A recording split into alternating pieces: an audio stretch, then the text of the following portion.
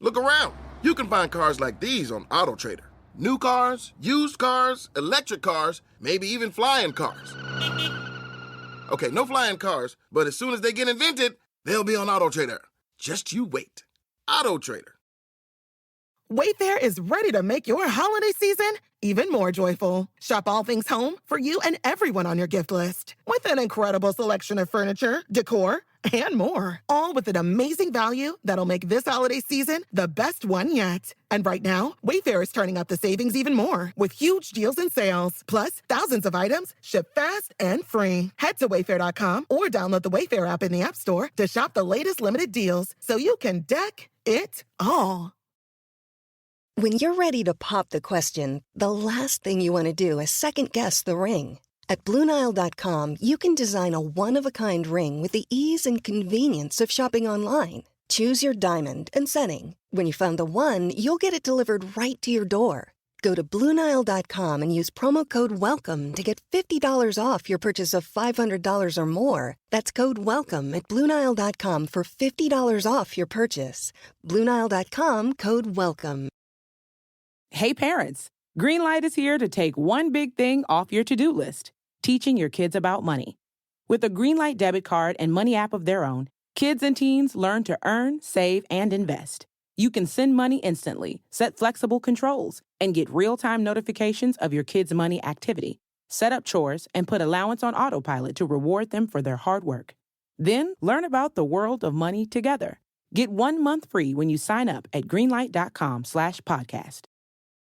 Looking for a fun way to win 25 times your money this football and basketball season? Test your skills on Prize Picks, the most exciting way to play daily fantasy sports. Just select 2 or more players, pick more or less on their projection for a wide variety of stats, and place your entry. It's as easy as that. If you have the skills, you can turn $10 into $250 with just a few taps. Easy gameplay, quick withdrawals, and injury insurance on your picks are what make Prize Picks the #1 daily fantasy sports app. Ready to test your skills? Join the Prize Picks community of more than 7 million players who have already signed up. Right now, Prize Picks will match your first deposit up to $100. Just visit prizepicks.com/play100 and use code play100. That's code play100 at prizepicks.com/play100 for a first deposit match up to $100. Prize Picks, daily fantasy sports made easy. Hello, this is international football commentator Derek Ray, and you're listening to the Ranks FC podcast.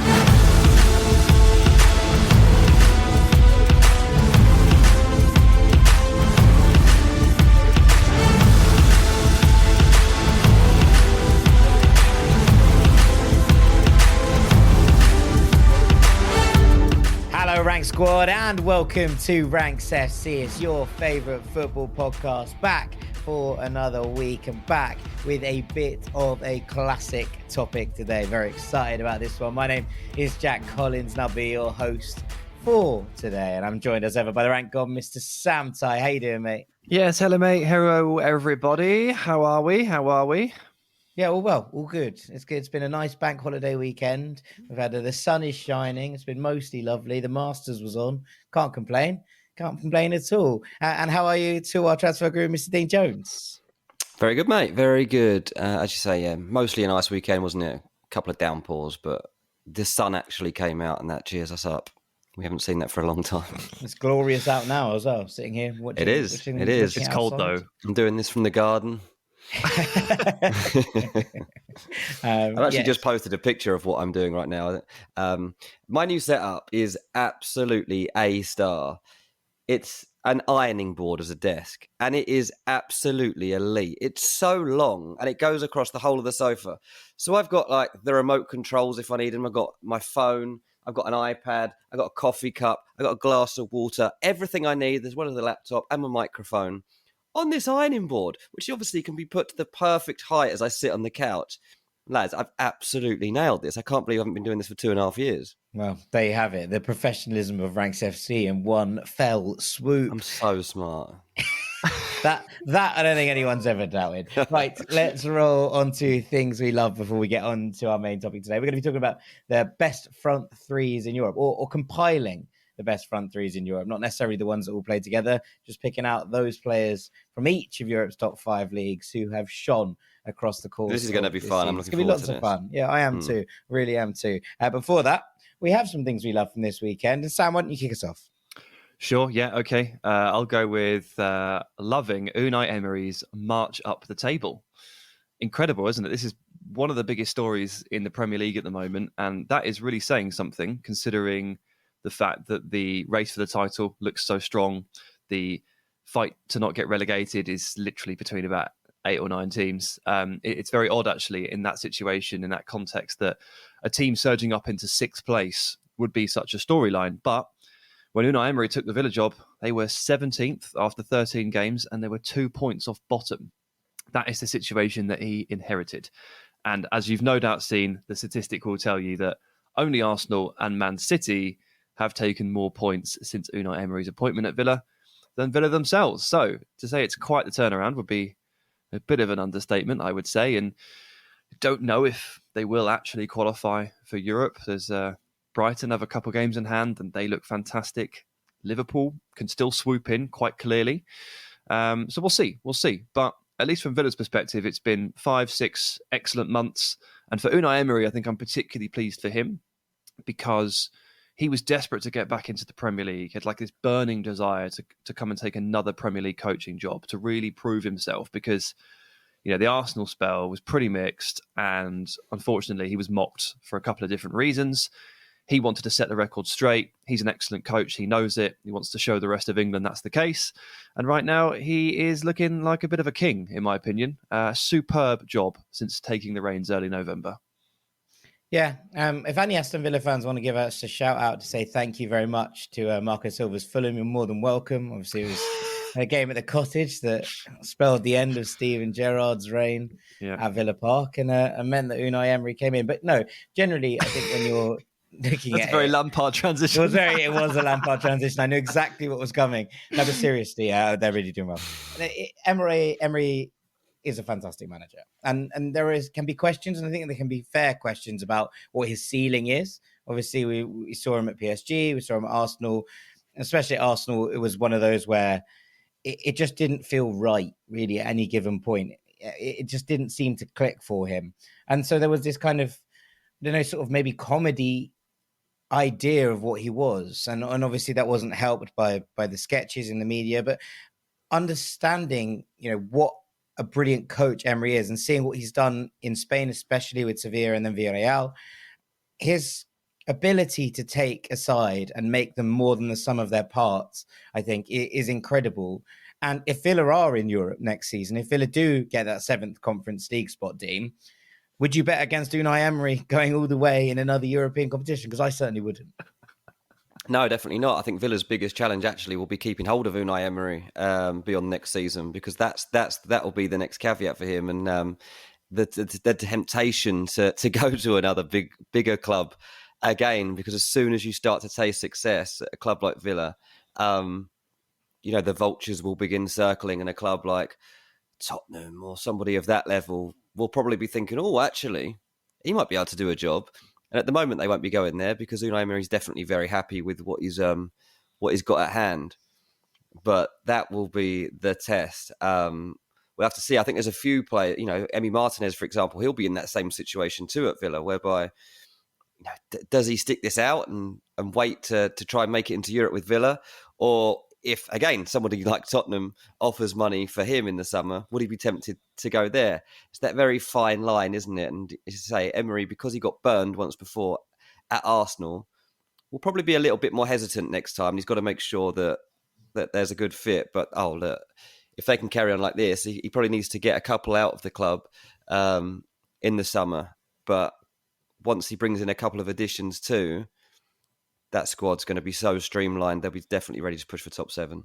Yeah, it feels like it. And look, Villa are a massive club. I think that sometimes people forget this, considering the years of bouncing between Championship and survival and just about surviving under Dean Smith and then starting to kick up the league. Villa are a huge force in British football. And one of my favourite statistics ever is that when John Terry joined Villa, the first game he played was a sold-out Villa Park, and that was the highest home attendance he's ever played in front of, for a home player, because Villa Park is a bigger stadium than Stamford Bridge. And when you look at those kind of things, it's easy to kind of forget that, I think. And sometimes it's nice to see one of the giants rising again. And if Villa can continue under Emery and continue on this trajectory, there's no reason we can't see a Martin O'Neill-esque dynasty here at Villa. So there's lots to look forward to, I think, at Aston Villa right now. But back to your point, shouts out Douglas Luiz getting red carded at the Cottage, forcing Gerrard out and starting this whole ball rolling. Fantastic. You were absolutely spot on, Jack. You were joking, but you also definitely weren't. Well, no, absolutely not. That's a ripple for you. Yeah. So you can enjoy those ones. Right, Dean, what have you got? Well, I've got a 40-year-old podcaster who's an absolute legend of the game. And no, it's not me, lad. It's not me. It's Ben Foster. Oh, God, me and Fozzie have got so much in common, lads. Okay, maybe I couldn't have done what he did at the weekend, though, because obviously, very successful at podcasting, our mate Ben Foster, a pal of the industry now. But he's gone back to playing football. Used to play for Man United in England. Now gone back to Wrexham. They had a game on Monday against Notts County. It's a top of the table battle, and Wrexham won 3-2 with Ben Foster saving a penalty at injury time. A great save too, and his analysis of it as well was like, I could tell by the way he spotted the ball and the way he walked back exactly where it was going. Like, Wrexham in non-league spotted the ball for what it was. Yeah. He went back to it. Non-league oh, God, the drama. To have a goalkeeper with this much experience and nous is absolutely unbelievable. And this is why it helps when you've got, stars of Hollywood running your football club, and you can entice people like this to come back into the game. Obviously, the Wrexham documentary was already a success. Like, the next series of it are going to be absolutely insane. They're not quite there yet into the Football League. They are 3 points clear of Notts County. They have a game in hand, so they're basically there. But the story's not quite finished yet. But unbelievable what they're managing at Wrexham. And I didn't actually manage to see the game live. I had to watch it on catch-up because I was watching some other non-league lads. And we all know that my local team, Horton and Hersham, are absolutely flying. 2 games left, top of the league still. Yesterday I went to watch them. Big game. They won 6-0. They were 5-0 up with Eddie Simon scoring all 5. He scored 5 goals in 35 minutes. A 15-minute hat-trick, I think he had, or maybe it was even a 10-minute hat-trick. This lad is absolutely ridiculous. During the game, I actually had a big agent, does some serious deals, messaging me, asking if he needs to get into the Football League. He's like, tell me what I need to know. Like, what chance can he do it? What do I need to know about him? And I'm like, it's hard to say. He's a 27-year-old dentist. It's really hard to say what he's ready for at this stage. But he is in the last 14 games. He's got 40 goals this season now, I believe. 41 maybe. Well, he's got 27 goals in his last 14 games, and 5 of them are hat-tricks. It's absolutely ludicrous. He's the non-league Haaland. And it's just so funny. One of the goals he scored, lad, I think it's the best goal I've seen all season. It came across to him. He took a touch. It was like, it might have been a half volley rather than a volley. But he smashes it from 30 yards. And it looked, as he first hit it, I thought, that's going over the fence. That's going in the car park. And it dips and literally goes into the very top corner.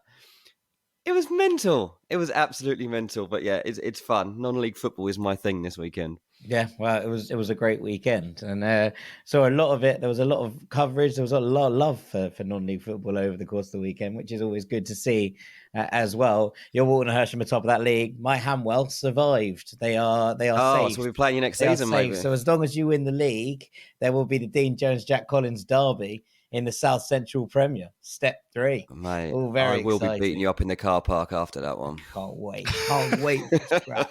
The unbelievable vibe. I'm going to come up a couple of divisions, but not too many, because I want to talk about the Championship this weekend. The Easter weekend, for those not in the UK, is a really special weekend of football, but especially kind of lower down than the Premier League, because there's games on Good Friday and then there's games on Easter Monday. It's one of those weekends that can often define the championship season. And it was definitive in the championship season because Burnley secured promotion on Friday night with a win at Middlesbrough. And then last night, they beat Sheffield United, who are second in the table, 2-0, to basically secure the title. They're 14 points clear with 6 games to play. I mean, it's not done, but it's done. Sheffield United, 5 points clear of Luton in third, who they have a game in hand as well. So Sheffield, the Blades will expect to see that one out, I think. But it's been kind of all chaos in the playoff places as well. Luton, Middlesbrough, Millwall, and Blackburn currently occupying those spots. But Preston have been, I think it's 6 wins from their last 7 under Ryan Lowe. They've rose up the table. Norwich couldn't beat Rotherham, which would have brought them into the picture. And Coventry came back from 2-0 down at home against Watford to draw 2-2. Should have had a penalty as well late on in this game to win it, which would have brought them up to 62 as well. There's 5 games left, and the playoff races are so exciting. There was a heap of absolutely wonderful games. A hat-trick of 2-2s that were live on Sky Sports yesterday. First, Huddersfield, Blackburn Rovers, then Coventry, Watford.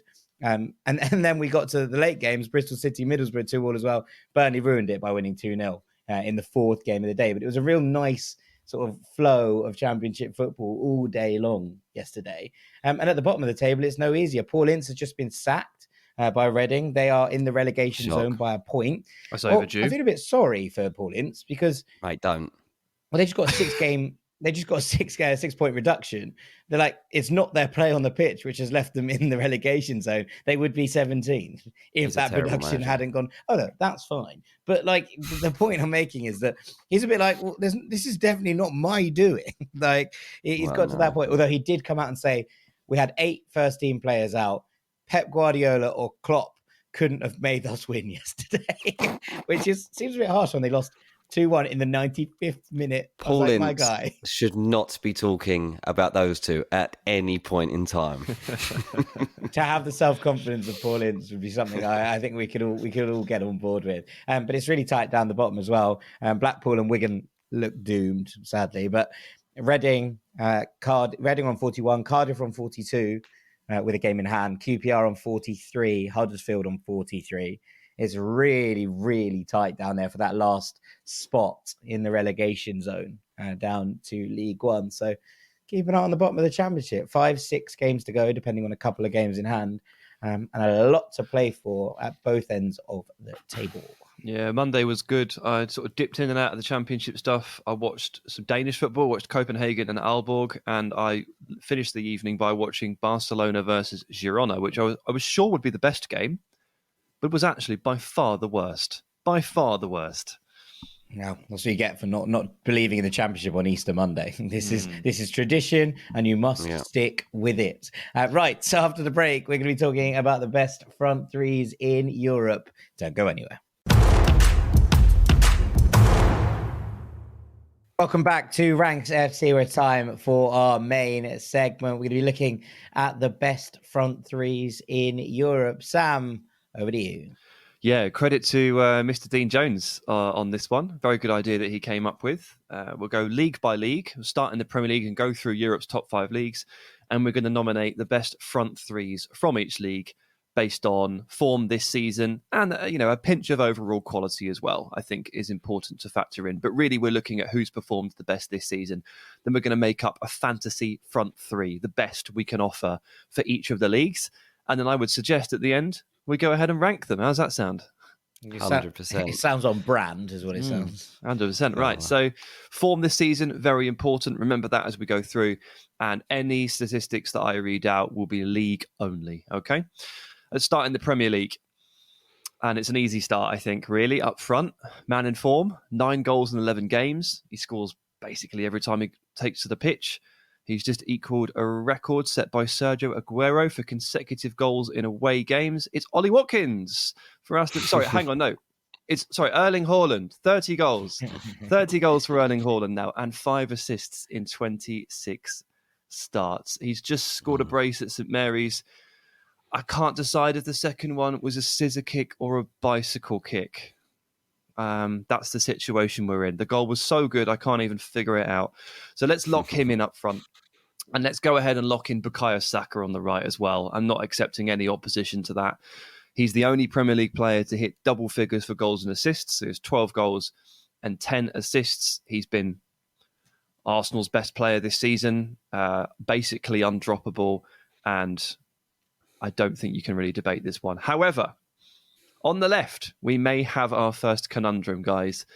I don't think that there is an obvious player here who commands a place on the left. I think there are three or four, who have a genuine shout.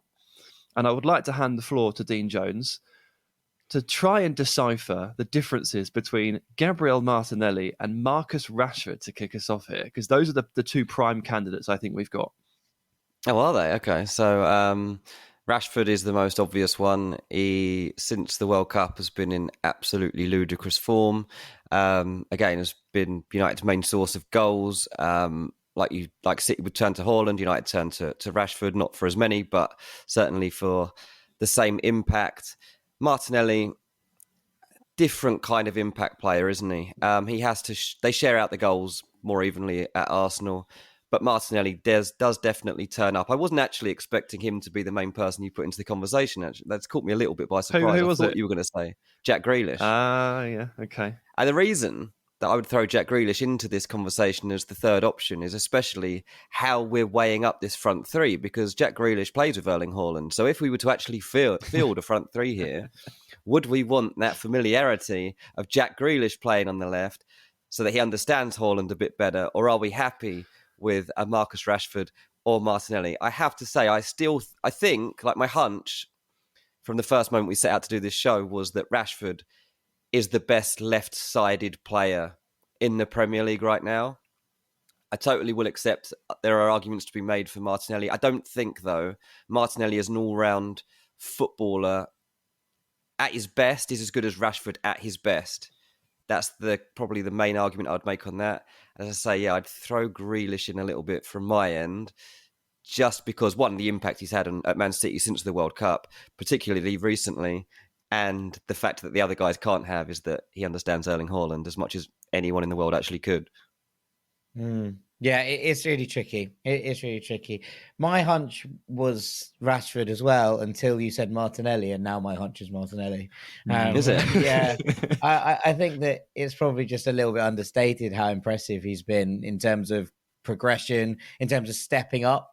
When, Arsenal lost Gabby Jesus and then Nketiah as well, the fact that Martinelli jumped into the centre and Arsenal didn't really miss a beat, I think, was really impressive. And just his kind of versatility, his ability to carry, and his explosiveness. Yeah, I'd probably give Martinelli the edge. What are you looking for, Sam? What do you want in your left-sided forward? I guess it comes down to. So they're different. I think it would be a little bit dangerous to get too hung up on whether or not they could actually play together in real life, because as we move through the rest of the leagues, this is going to be genuinely obstructive if we set that precedent. So let's put that aside for now and forget that Grealish and Erling Haaland have a real relationship. And to me, I've got Rashford and Martinelli. They're almost level pegging on goals and assists in terms of production. They've got 14 goals and 4 assists for Martinelli, 15 goals and 4 assists for Rashford. They're dead even, more or less. The way I would split them personally is I think that Rashford is more important to his team. I think Martinelli is like the third or fourth most important part of the attack, which sounds like a criticism, but it's massively not when your colleagues are Gabby Jesus and Martin Odegaard. So I would go for Rashford because I think they lean on him a little bit more and he has stood up under that pressure. Although I think Grealish is a fine shout. And I think Kaoru Mitoma is exceptional too. So just a tiny little shout for him too. But look, if I've got the deciding vote, I'm going to make it Rashford. Okay. Yeah. All right. I think we'd have a war on our hands if we didn't put Rashford in. So I think it's the sensible choice. And also, the other factor, I think. The other factor that we're missing that's very important is that Manor Solomon's only been fit for half the season. Otherwise, he'd be in this conversation. I think Rashford would impact more Premier League teams than Martinelli would on his own. Like Martinelli obviously fits into this system brilliantly at Arsenal and it's absolutely ideal. I feel like Rashford probably just has the edge on him as an individual. It's close. Okay. Very close. Yeah, it's very close. Very close. But let's take it and move onwards. Where are we going to second, Sam? Okay, let's go to Italy, where I think we can lock in a couple straight off the bat, just as we did with the Premier League. The standout number 9 in Italy has obviously been Victor Osimhen. 21 goals to his name, 4 assists as well. Takes an entire backline to slow him down and marshal him. Absolutely an insane player. And to his left should really be his club mate, Kvaradona. 12 goals and 10 assists, exactly the same as Bukayo Saka, coincidentally. And he's been absolutely unplayable. Then we need to move to the right. And this is where the debate kicks in here on the right-hand side for Serie A. And I think there's also a bit of an issue here, which is that, ideally you plan out this front three and you've got 2 wingers and a striker. In Serie A, there's a lot of back threes and front twos as a combo. So Napoli and Lazio play 4-3-3, fine. But Roma do not, Inter do not, Atalanta do not, and Juve mostly do not either. And AC Milan don't have a right side. It's non-existent half the time. So we're in a bit of a pickle here, I think. And I'm wondering what the genuine best option here is on the right, because there's some natural options that probably don't meet the quality test. Or we might have to get a little bit creative, and I do have an idea here. But just in case I've missed anything, Jack, do you have any solutions for me? Yeah, I completely understand what you're saying. I mean, the 3 players that I think stand out as options, and this is a bit none of them are right wingers. So Lautaro Martinez has been excellent for Inter. Ademola Lookman's been absolutely exceptional for Atalanta. And I think he is the most natural of these options to go on that right-hand side, but he hasn't played there, no. And then there's Paulo Dybala, who is very much not a right winger, but has been excellent for Roma. But Dybala, mate, Dybala... He plays right 10, kind of. Yes. Like when they play the front three and he plays as the kind of right-sided 10 with maybe Pellegrini on the left sometimes. Like he feels like the closest excellent performer. He scored 11, assisted 6 in 20 starts. He's been really good. He feels like the best kind of fit. I think best natural fit is somehow Felipe Anderson, but I don't think he deserves to be in the team. So I would not put him forward, but he plays on the right wing. Well, actually, he plays up front now. Okay, we're still in the pickle. I was going to say I could shift Zaccagni. I think this is probably recency bias, but I think he's been absolutely excellent over the last couple of weeks for Lazio, and I think he would do a job on the right-hand side. But my gut feeling is Adi Lookman. But if you went for Dybala, I wouldn't be devastated. I don't think we should shift a left winger over. Don't like that precedent. And I feel sorry for Zaccagni in that sense because he's been excellent, but Kvara. Dean, do you have a preference? I'm thinking Dybala.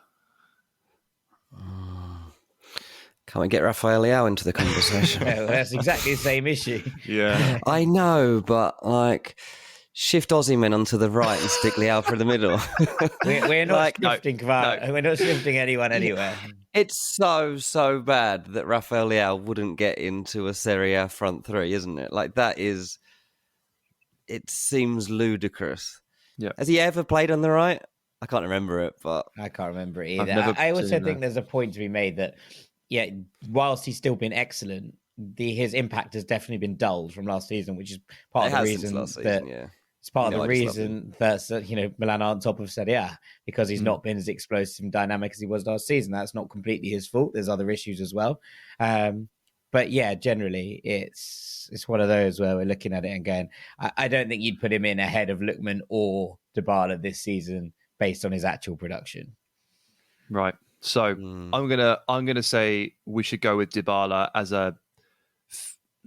It's not a shoehorning, but it's not that far off. Because he will operate in that general area of the pitch quite a lot, cutting onto the left foot.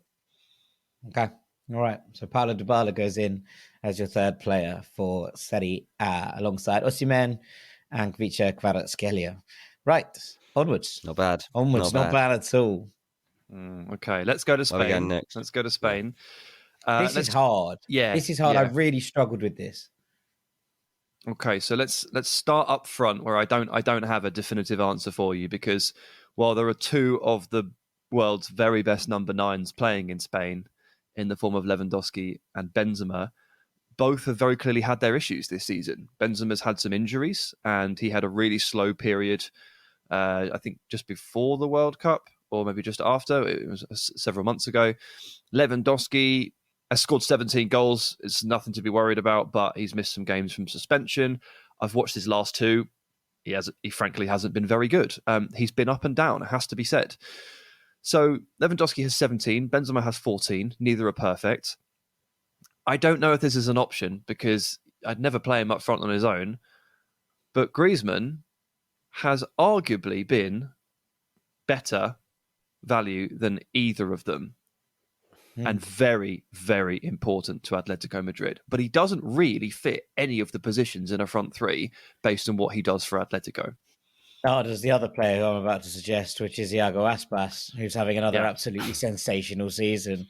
12 goals, 3 assists in La Liga. Celta have been very impressive, to be honest. I think a lot of people had them slated for another relegation battle, and they're comfortably mid-table with one eye still, I think, on that last spot for the Conference League. So I think he's been absolutely incredible as per. I feel like I'm the one that always brings up Aspas on this podcast, and every time Dean sighs.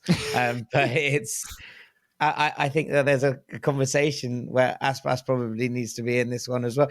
And to be perfectly honest with you, I'd be okay with either of them both of them, in fact, flanking a striker.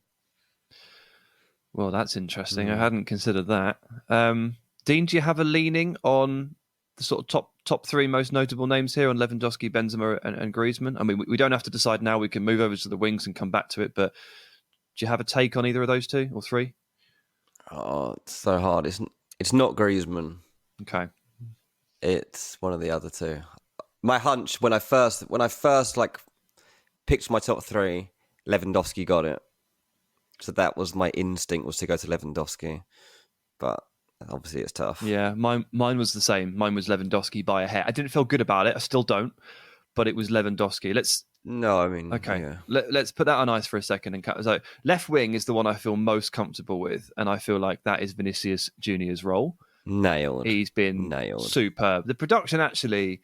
Just in terms of not to judge every player solely by this, as I often warn, but 9 goals, 6 assists sort of does us a bit of an injustice, I feel. Like he's been running that flank all season long, plays almost every game, super durable, super consistent nowadays.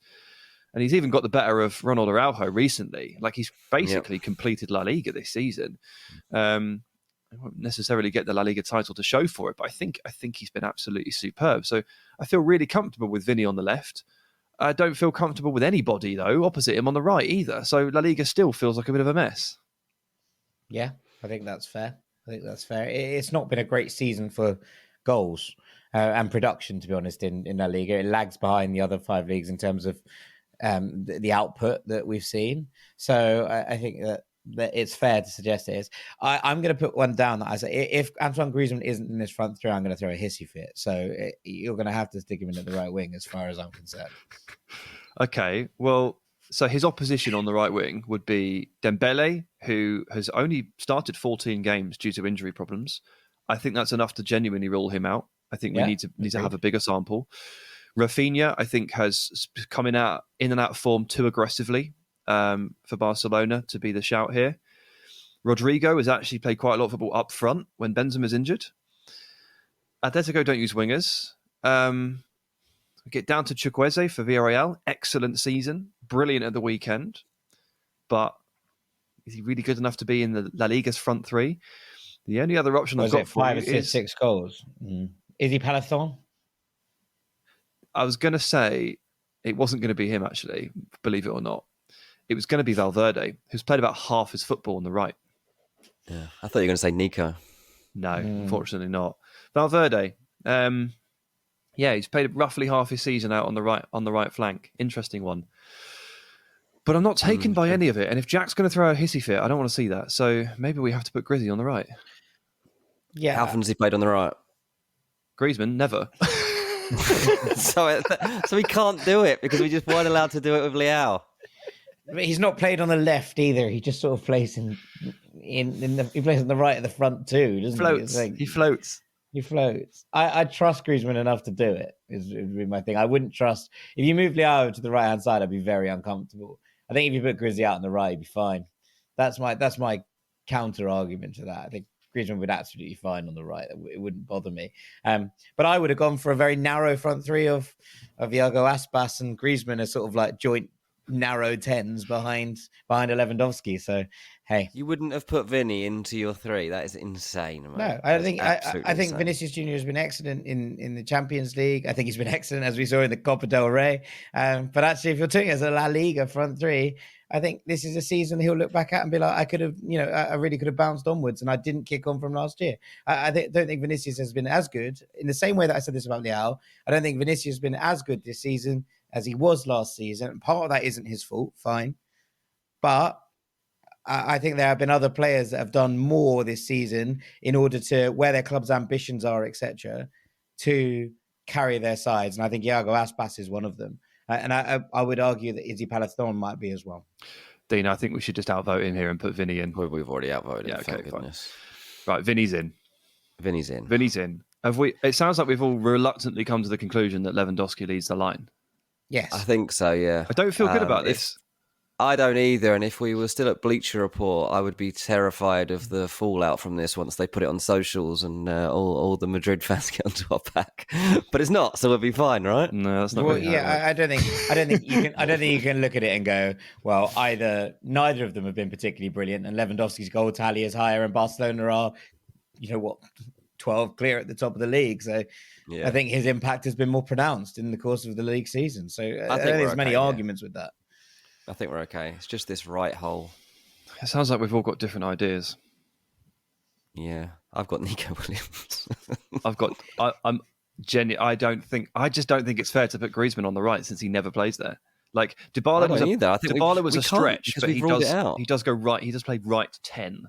In which case, I genuinely think you put Griezmann through the middle. I think he's been better than both Lewandowski and Benzema this season. I agree, but he hasn't played up front. But it's the problem with this game. Yeah, this game sucks. We're not doing midfield anymore. If we're doing attacking midfielders, he could have played there. Gabri Vega could have played as well, which would have been a different thing. Look at me and my Celta Vigo boys having a good time. Griezmann just not in top three. He's actually not a front three player anymore. Griezmann, he's in a little role on his own. Yes, that's true. Okay, I'm going to vote for Chukwueze on the right. Yeah, I don't have a problem with that. Well, I'm going to be outvoted again, but I'm going to throw my hands in the air and say that we're all Vinicius, Lewandowski, Chukwueze. I think that's considering what the two we've already picked from England and Italy. I think that's a competitive three. Yeah. It just feels like the most true front three. Staying within what we're looking for. Yeah, our spurious guidelines and such. All right, let's move on to the Bundesliga. And I'm going to start by asking a question. Should any of Bayern Munich's players be in the front three? Jamal Musiala? I have not seen him play much outside of a central kind of 10 role. This is the problem again. Yeah. He doesn't fit into a front three, does he? He's not. I would not class him as a front three player here. If we're doing front fours, Jack, you would be on the right show, but you're in the wrong show, mate. Musiala has been absolutely amazing, but it's almost all come through the centre. Some of it on the left, but mostly in the centre. And that's a problem here. Yeah, I can accept that. That's so fine. then That's you've got Choupo-Moting. Does anyone want Choupo-Moting? No, I do love him, and I think he should be given more credence and credit. Okay, well, not here. Mane injured. Sané and Gnabry in and out of the team. I'm not I think Sané's actually been really good whenever I've seen him, but I've also seen him play central midfield. I've seen him come off the bench 6 or 7 times. It's been so rotation heavy. No one's sure what to do with him. I think even he's unsure whether he should be there, and I don't know what's going to happen there. Yeah. So I've kind of in my mind, while there's at least one Bayern player that deserves to be given credit in Musiala, I'm not sure if he can take a spot in this team based on the guidelines.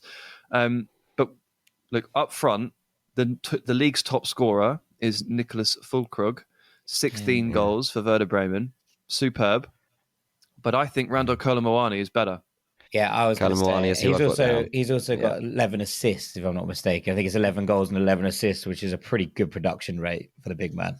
It's 12 goals and 12 assists. I read it as 12 and 10 on Who Scored. But either way, It's in that area, and it's brilliant. Yeah, I think Kalimani's the one. Yeah. Just found out, oh, we shared a birthday. Yay, he's my birthday pal. I didn't know that. He'll be so pleased. He'll be delighted, yeah. That's what. And he wears number 9. We've got so much in common, me and Kalimani. Brilliant. Kalimani up front, leading the line, yes? No, 100%. Yeah, Lock it. Yeah. Lock it in. Sold. On the right, I've got 2 candidates for you. Right. Mm-hmm. It's Moussa Diaby or Julian Brandt. Yeah, I was going to go with Diaby. Diaby was my immediate thought. But has Diaby had a good season? I haven't seen enough. I hear it hasn't been good season. it wasn't. I read about it more than watch him. Yeah, it wasn't Since great. Xabi Alonso came in, Diaby has been absolutely exceptional. The question is, has he actually played on the right wing? The answer is probably not. Well, since Xabi's come in, he's played right forward in a 2. Yes. So I think he could do a job out there. But he legit is a right-sided forward. Yes, I would class him as eligible as Dybala. But I would also say that while he's obviously provided more in terms of production, Julian Brandt has been exceptional, and Dortmund have had streaks where they've been, the best team in the league, and Brandt's been the best or second best player on the team. Mm-hmm. And while he doesn't quite stack up to Diaby in terms of goals of assists, he's probably been more pivotal to his team than maybe Diaby was to his. And I'm tempted by Brandt. I don't know about that. I think Diaby's been a really, really key element in this resurgence of Leverkusen. And the fact that they are currently the form team in the Bundesliga suggests to me that things have started to go right. I think they're dark horses for the Europa League. I think that they are in a good place to challenge for the top 4. It might be just out of reach. They might have left it just too late. But they're in a really good spot by Leverkusen, and so much of it has been to do with that releasing the shackles from Diaby and allowing him to do what he does best. I think his streak of form has coincided with a rocket up the league from Leverkusen. But how much of that is more linked to the return of Florian Wirtz as the false 9 orchestrator? And the Amin Adli explosion. It's not. I know you're not saying it's all him, but I don't know how much credit to attribute to him. And yet with Brandt, I feel like he was an absolutely massive part of the Dortmund run and has had an exceptional season. And when he goes down injured against Chelsea, 5 minutes in, and all the Dortmund fans are well, that's it then, we're done. That really tells you how pivotal a cog that he has been. Yeah. Okay. All right. I'm okay with Brandt. I think he's been excellent this season. So I have less fights with that. I just love Moussa Diaby. Yeah. Yeah. Me too. All right. Kalimani in. Brandt in. Left wing. Jack, help us Vincenzo out. Grifo at Freiburg. 100%. As in, I don't have any doubt whatsoever that it should be Grifo. He's had a really, really good season. 13 goals, 4 assists. He's been crucial to their rise up through the last couple of leagues. It's not just this season, obviously, but Freiburg currently in 5th place. They had a good run in the Europa League, obviously knocked out eventually by Juventus as well, but they're having a bit of a struggle moment at the moment. They're having that little blip at this point, but they're in the semi-finals of the DFB Pokal, and Grifo has been absolutely crucial to everything good that's come out of this Freiburg side. He plays, in these areas. They play sort of 4-2-2-2-ish kind of space. He plays as a left 10. And I think it would be a real shame and a massive, massive miss if he wasn't in here, because I think he's been the best left-sided player in the Bundesliga this season. Good argument. I don't know who he is, but good argument, yeah. I have, yeah. I don't watch them though. I mean, Dino, he has 13 goals, 4 assists. So he's knocking on the door of 20 goal involvements. He has been quietly very good for a number of years, and I'm happy to give Jack 1. Yeah, well, I was going to go with Alassane Play at Gladbach, but that's mainly because I fell in love with him during lockdown when they were my team. You're in the stands, weren't you? So that's remember I was in the stands. Yeah. It's that cardboard cutout of yourself. Cardboard cutout. Not the first time I've been called that. Yeah. Okay. So He's obviously having a decent season. I've only seen him play a few times. I can't put up a good enough argument against Jack, who sits up till 2 a.m. watching Bundesliga, unfortunately. Okay, well, there you go then. Excellent. We have to trust you, Jack. We'll get one. Okay. We'll let you have that one. Fantastic. Right, let's keep rolling, shall we? Who's next, All right. Sam? Fifth and final league, Liga, over in France. And I'll copy and paste the Bundesliga method to start us off and ask you, how many PSG players would you like to feature in this front three? I mean, they've got 3 very good forward players. I don't think that they all qualify. No, it's really hard because obviously in terms of output, they're streets ahead of almost everybody else. Messi's on 14 goals, 14 assists. Neymar's on 13 goals, 11 assists. Mbappe's on 19 goals, 4 assists. It's quite hard to look past them. It's 2 of the 3. I think it's 2 of the 3. I think it's Messi and Mbappe either side of Jonathan David would be my take on this matter. So Messi he does play very central for PSG. He does, but I'm okay with putting Messi on the right wing. But that's a Messi, reasonable thing to do. There's just nothing wrong with seeing Messi on the right wing, and of course he sort of drifts over there. If they do play a front three and they tried to put somebody else up top, then obviously Messi ends up over on the right hand side anyway. So I'm fine with that. And Mbappe obviously commands the left space. I don't think there's anybody else that can hold a candle to him naturally. Golovin, I think, has had a nice season. I really like Golovin. But I'm not saying that he should be in this team ahead of Kylian Mbappe. But Jack, you sort of started us off there with this central striker debate. There's 4, I think. There's an interesting collection of players. So Jonathan David has 19 goals. Lacazette has 18. Balogun has 18. And Ben Yedder has 17. I'm going to be honest, my vote goes to Ben Yedder. Yeah, there's Terra Moffi as well, who has 16, who obviously moved from Lorient to Lens. So there's that in probably just outside the equation.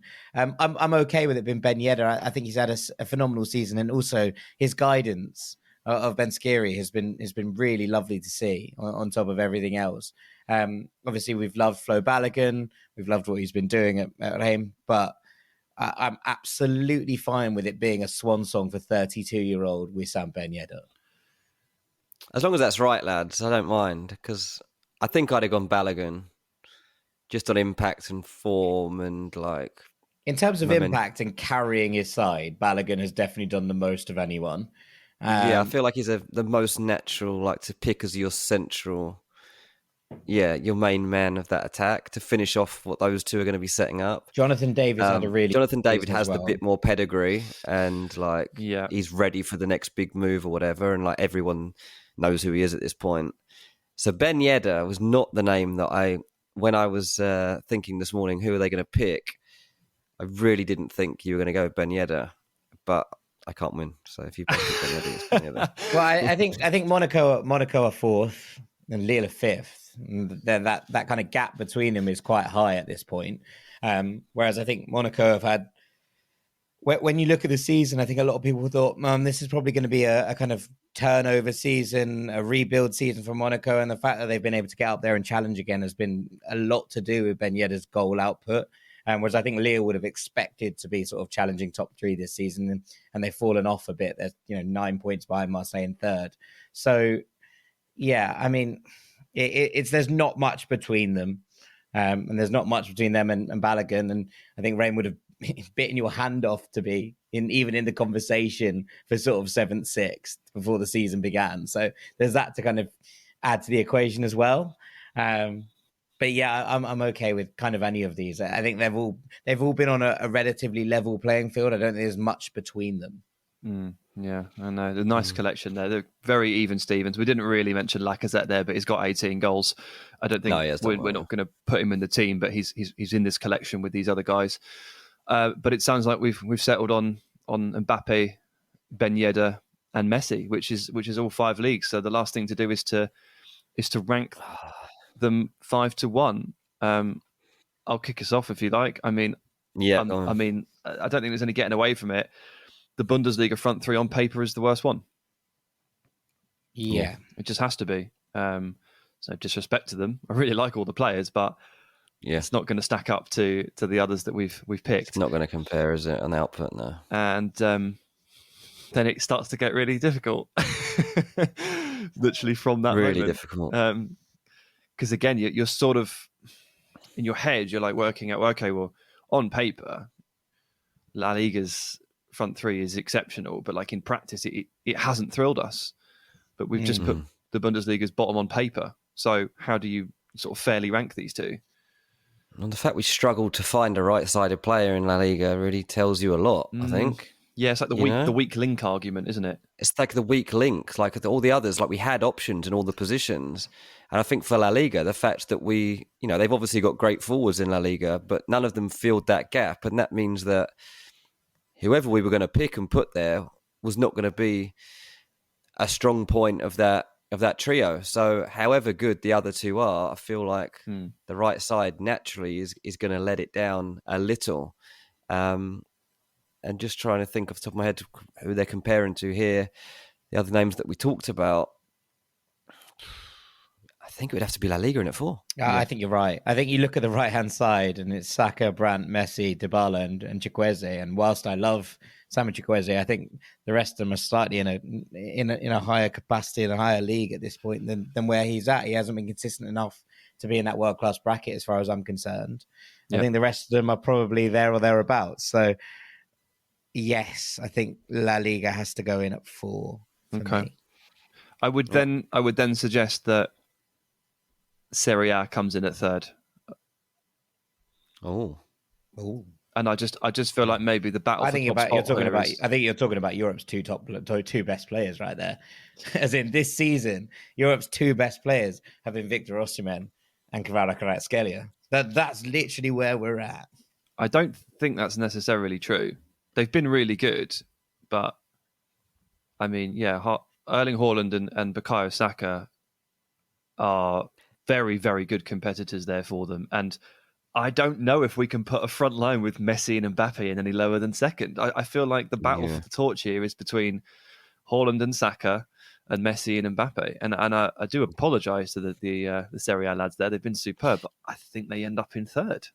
Totally. And the competition level hasn't been as strong as it should be. I know that's not their fault. Like they've battered everyone. Like they couldn't have done more than they've done. But the levels to which they can be judged at can only go so far, I think. And like I did actually think that you two would be pushing for Serie A to win this whole thing. I am pushing. Just like to say, we're just the level of competition that they're up against has been so weak, has provided the most teams in the Champions League last date. Just so we're all aware, Just so we remember. Coincidence. Okay, fine, completely irrelevant. Fine.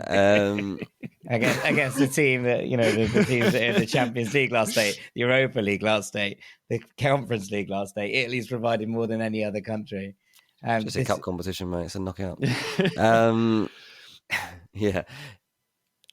fine. 3rd, which leaves us with the big debate at the very top. So who are the 3 players? What's the head-to-head here? So we've got it's Rashford and Erling Haaland and Bukayo Saka taking on Mbappe, Messi, and Ben Yedder. If you want to apply the weak link argument, then Ben Yedder unfortunately lets the team down in these stakes. He never lets Monaco down, but he would let his team down in this fictional fantasy exercise. And so would all the others. But if you want to wait towards the very best players in the world, well, I think that the Liga front 3 here has a more clear suggestion for the best player in the world across 2 different individuals there than the Premier League can claim. I don't think Haaland or Saka are in the conversation to be the very best in the world. I think Messi and Mbappe is one of the 2. So how do you decide that? Yeah. Do you just do this straight out as a 1, 2, 3? Would you rather have Mbappe or Rashford? Mbappe. Would you rather have Ben Yedder or Haaland? Haaland. Would you rather have Messi or Saka? Messi. There you go. 2-1. As simple as that. That's all right. Surely the way you did it. But as a three, I think the Premier League's is better. Yeah, it's got a higher floor for sure. Yeah. If you were to field that 3 in any fixture and field the Liga 3 in any fixture, I'd fancy the Premier League ones to do more damage. I think that they're better as a 3. Yeah, I mean, it's a very difficult. It's a very difficult thing conversation. Well, it sounds like, Jack, you've got the decider here. I think I've picked France and Dean's picked England.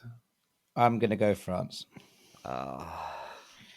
I can't believe we've got it wrong after all that. I can't be dealing with prem-face accusations after all of that. I, for what it's worth, I would have had the Premier League in its second anyway, but I would have had Serie A above them and Liga in third. But we put a Farmers League in at one, lads. Oh my days! Who'd have thought? It's absolute clown and breeze as usual. Right, we had the highest depth of quality in terms of picking a centre forward in the French one as well. We had a selection of people all at very, very similar level. I don't think there was anything like that anywhere else, was there? I think we didn't even bother in the Premier League. We just left it at Haaland. We didn't even have a conversation. Well, I mean, behind that, we're going to be like Ivan Toney. It's Kane, isn't it? It's Kane, Toney. It's Kane, mate. Yeah, there's a bloke called Harry Kane. Yeah, quite nice. He plays the number 10 like Antoine Griezmann. To be fair, he's not fair. It doesn't count. Right. So with that, I think it's probably time for us to finish this segment and go on to our third and final section. Don't go anywhere. Welcome back to Ranks FC. Time for our third and final segment. And Dean Jones, the floor is yours. It's time for Melon of the Week. This week's Melon of the Week is Andy Robertson. So, the big story. This is going to be controversial. The big story of the weekend, away from the action, was when an assistant referee was seen to elbow Robertson at half-time of the Liverpool-Arsenal game. Kind of funny. Definitely something I hadn't seen before, and obviously caused a lot of debate and conversation. To be honest, I think it's been like a big palaver over not a lot. I don't think this is particularly a big deal. And to be honest, I think Andy Robertson has been a bit of a melon about this whole thing. I should caveat this with I think that Robertson is one of the most unlikable players in the Premier League. I think he is great if you support Liverpool. If you don't, you'll see him as a whiner, somebody that tries to wind people up constantly. I really like Andy Robertson for what it's worth. I think he's great crack. There you go. And literally, one of the first times something happens to him out of the ordinary, he's basically crying about it. So let's just look at what happened here. As the halftime whistle goes and everybody starts to leave the pitch, he makes a beeline for the official. He then puts his hand on him. And the lino's had enough, right? He doesn't want this. He shrugs him off. Aggressively, yes. But you shouldn't be touching him in the first place. And Robertson stands there. 8-game ban for touching the referee, isn't it? He's so shocked because he's hit him in the throat. And then he goes after him again. And as the ref walks away, as the lino walks away, he actually, quite faintly, but shrugs his shoulder again, like he can't, get off of me again, almost. So even when Robertson's not there, he kind of does the action again. He's using his body to say, don't touch me. And I'm sure it's because officials, this is a big deal at the moment anyway, because of what's been happening recently, Fernandes, Mitrovic, all the rest of it. And, they've been talking about it, no doubt about it, in meetings and before games and how they're going to deal with situations like this. And they're fed up of being hounded. Andy Robertson think he's going to come of chasing an official at halftime to try and make a point to him. Is that going to help him in the second half? Probably not. And as it is, Konstantin Hatzidakis, his name, is now under investigation for this. And I understand that. Of course, they've got to go through protocol. His elbow did hit him. That's true. And other officials, I think, are, by the sound of it, through reading from news outlets, are actually quite surprised in his reaction because of how over the top it was. But look, I genuinely think he just wanted Robertson to get off him. I think that Robertson is being a bit overboard here, a little bit entitled. I think he thinks he deserves a special case, that he gets a one-on-one with a match official at halftime to plead a situation which the official doesn't want or need to hear. He puts his hands on him and refs have had enough. So Roy Keane called him a baby after this game. I'll go one further. I'll call him a melon. I think this is a really tricky one in so many ways. I think that obviously the contact is instigated by Andy Robertson, and if we're staying by it, we saw a lot of things in that game where referees were pushed. Apparently, that's as we said before, if we're standing by the laws of what were applied recently, that's an 8-game ban. Well, no, only the ref. Well, there was hands on the ref as well. Yeah. So Robbo apparently has done nothing wrong because Bruno did that and nothing. No, exactly. Look, and obviously, also officials can't go around elbowing players. I agree with you that I don't think he tries to hit him in the net, but equally, contact is contact. If someone came out to you in the street and grabbed your arm, you do exactly the same thing and shrug them off. It's a shrug off. He's come from behind him. Yeah. He's come from behind him and touched him, and your instant reaction is to shrug someone off like that, and that exact movement that he made. If someone came out to me and grabbed me in the street, I'd later assume on today, everybody go and try touching someone randomly when they're not expecting you. Don't try that. Don't try that. That's not the message. But you understand what I'm saying. Your immediate reaction if someone does that. And I saw Robertson screaming at this linesman like over and over again in the first half. And Robertson does do this. He's got a very shouty face.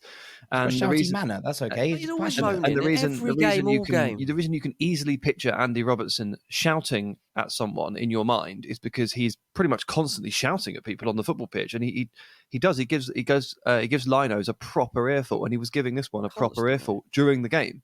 Then he sort of chases after him a little bit at half time, and this happens. I don't think for 1 second that the lino has ever actually intended to end up doing what he's done, but he's just sort of shrugging him off, batting him away, and it's kind of happened. It's unfortunate, but it's the latest instalment, isn't it? In a whole bunch of everyone keeps touching the officials, and it's a nightmare.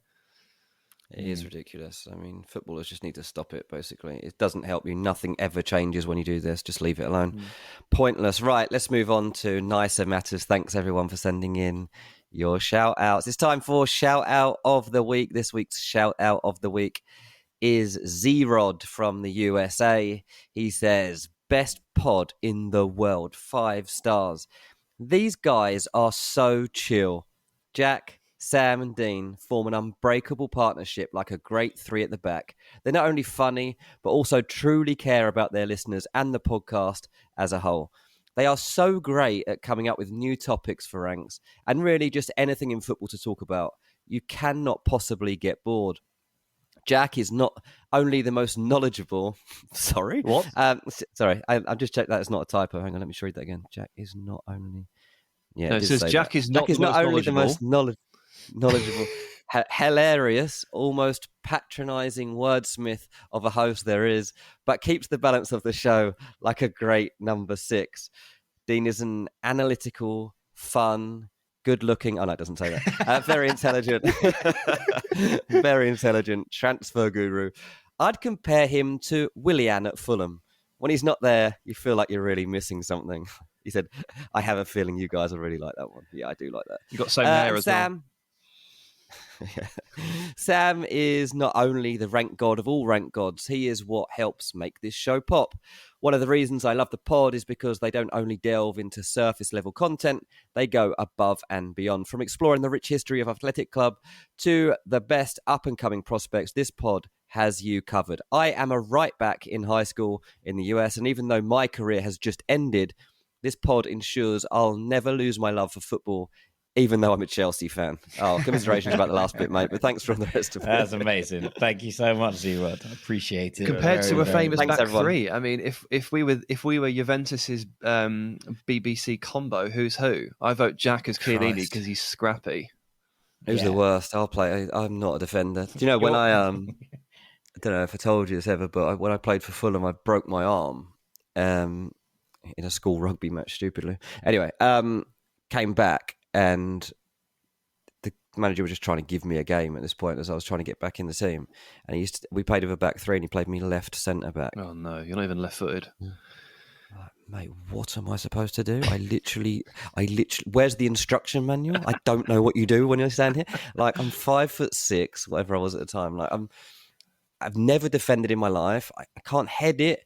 I'm not strong. I can't do any of this. Like, who do I even pass to from this position? Like, no, it was awful. I hated it so much. Probably only time in my life I've hated football is when I played left centre back. So, yeah, I'll just be the worst of whoever the trio is that you're thinking, mate. So I was not suited. We'll have to stick you in the middle then. There's plenty of You're what do you call him? The big fella who used to play Southampton, Vestergaard. Mm-hmm. Yeah. Oh dear. Oh no. Hey, there you are. There's the middle of the back three. Right. We've had enough gibberish to last a lifetime already at this exact point, but let's hear it, Sam. Yeah, so this week I've got 3 big questions which I want to ask you, and they're just sort of questions that have popped into my head or my life over the last couple of weeks that I've squirreled away and noted down in order to get the wise guidance of you two fine gentlemen on. They're completely random and completely different from one another. There is no link whatsoever, and you won't be able to answer at least 2 of them. So we'll kick off with, what happened to all those UFOs that got spotted in February, and why is it so suspiciously quiet? I've been thinking about this week. Have you? I imagine it's just because people realised they were just not UFOs. That's what they want you to think. That is probably what they want me to think, but it's also what I believe is genuinely true. So I'd imagine they were just things floating about. They were probably drones. It's probably fine. Yeah, it's like, it reminds me actually. So in Walton at the moment, I've joined. There's 6 UFOs in Walton. Well, I'm in the like local Facebook group or whatever, where you just like people just moan about the local area, whatever's annoying them. And a couple of people are like, last week, everyone look out of your windows. There's a bright red light in the sky. What on earth is it? This has never been there before. Any ideas? And they're like, there's a couple of people like debating what this could be in the black night sky. And some bloke's like, yeah, there's a crane and it's got a red light on the top of it, and you just haven't seen it because it started there today. Yeah. And everyone's like, oh. It's always a crane. There goes our theory. It's always a crane. Always a crane. They have to have a light drone on so that like planes don't fly into them and stuff, and it's just the way it is. Yeah, I mean, I live in a building site, so I've been surrounded by cranes for the last 4 years. Red lights everywhere. Yeah, it's absolutely ridiculous. Red light district. But there was like a flurry of them, wasn't there? Like 3 or 4 spotted in Canada or North America. Yeah. And They were all cranes. Fantastic. Okay. I love the idea of UFOs, but just like the older I get, there's more like ludicrous, I think the whole thing is. Yeah, I agree. Onwards. Okay.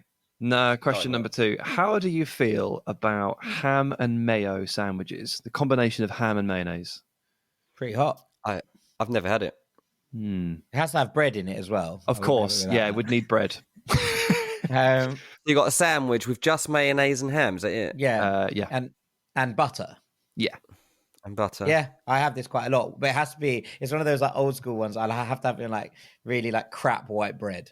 You know, like the really like low quality white bread. It sounds like something my nan used to eat in the 50s or something. Exactly. My nanny used to make these things. I was at her house, and so I have a deep, enduring love. The only thing that makes these better is if you only have mayonnaise on one side of it, and if you crush a load of salt and vinegar crisps into the other side.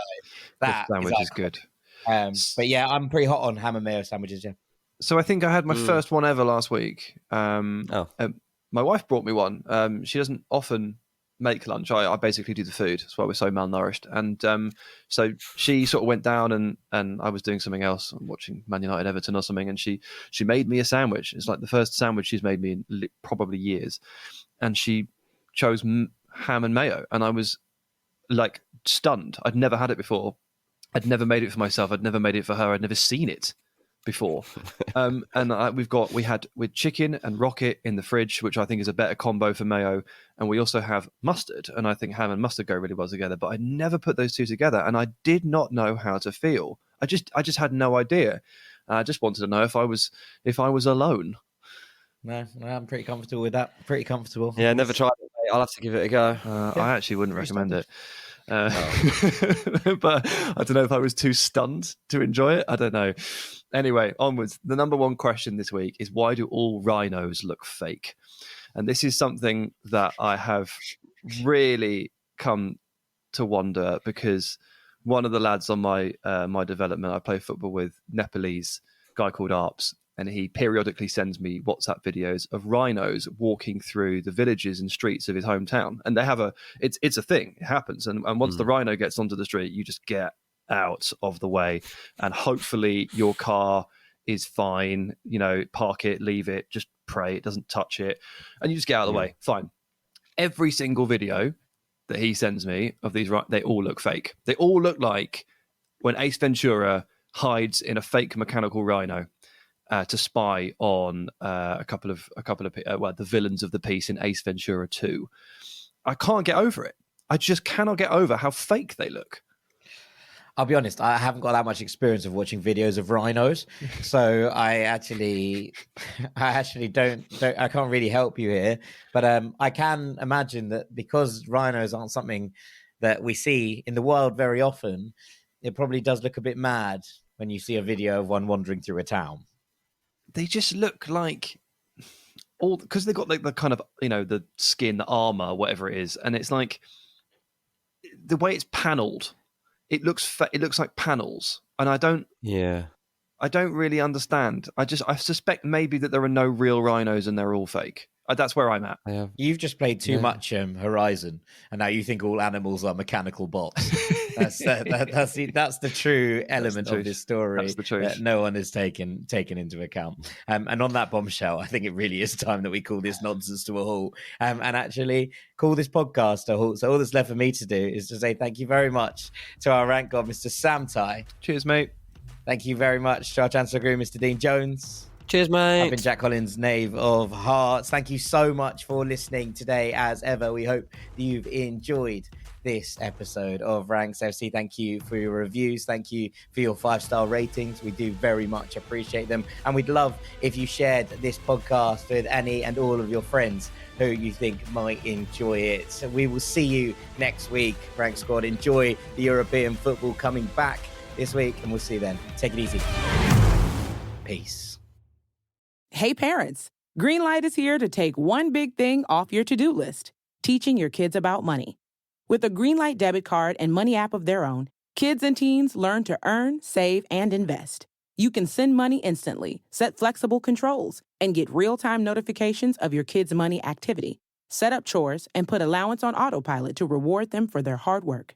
Then learn about the world of money together. Get 1 month free when you sign up at greenlight.com/podcast.